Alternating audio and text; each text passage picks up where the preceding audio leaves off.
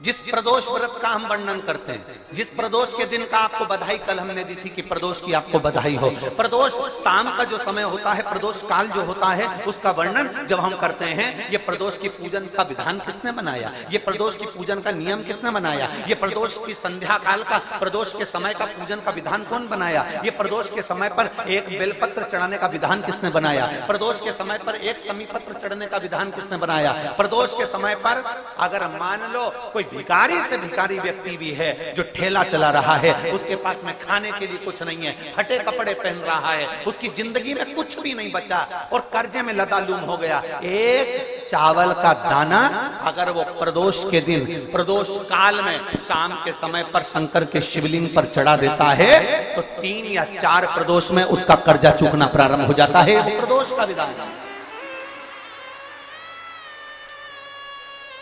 इतना ये प्रदोष का वर्णन करा किसने, इतना प्रदोष की महत्वता बताई किसने, कौन करे इतना वर्णन?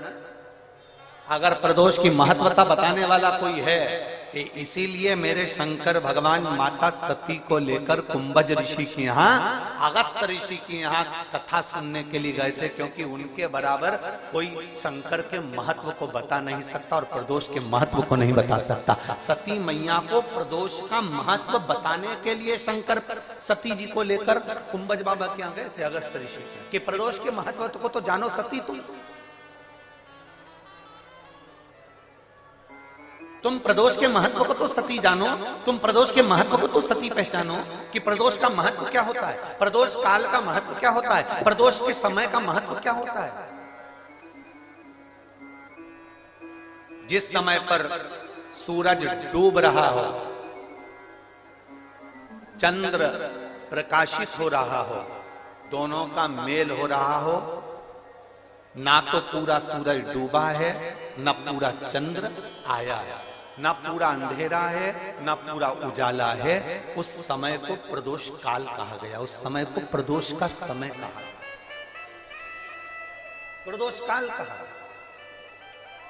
अब कई लोग हमसे कहते हैं गुरुजी आप हमको प्रदोष का समय बताया करो कि प्रदोष काल किसको कहते हैं, प्रदोष का समय किसको कहते हैं। अब एक बात हम आप सबसे कहना चाहते हैं, जितने लोग आस्था चैनल पर सुन रहे हैं, जितने फेसबुक यूट्यूब पर सुन रहे हैं और जितने रेवाड़ी की इस पवित्र धरा पर कथा को सुन रहे हैं, आप सबसे एक बात कहना चाहेंगे, अगर हम समय देखकर बताएं आपको कि शाम को 6 बजे, 6:30 बजे, 6:30 पे लेकर 7:30 के बीच में ये समय है, या 5:30 से लेकर 6:30 तक का ये समय है, या हम तुमको बोल दें कि इतनी बजे ये समय प्रदोष काल का रहेगा या इतनी बजे ये समय रहेगा, तो देखिए कभी कभी ठंड का समय आता है तो दिन जल्दी ढल जाता है, कभी कभी गर्मी का समय रहता है तो दिन बहुत लेट ढलता है। इसलिए समय की गणना से मत चलो, आप तो ये अंदाजा लगाकर रखो कि दिन ढल रहा हो, अंधेरा होना शुरू हो रहा, सूरज डूब रहा हो, चंद्र प्रकाशित हो रहा हो, अंधेरा अपना काम कर रहा है, सूरज ढलता जा रहा है, दिन कम होते चले जा रहा है और अंधेरा थोड़ा बढ़ते चले जा रहा है, इन दोनों का जो मिलन का समय हो, अब वो कितनी भी बजे, आप तो बस उसके मिलन का समय निकाल लो, वही समय प्रदोष काल कहलाता है, वही समय प्रदोष।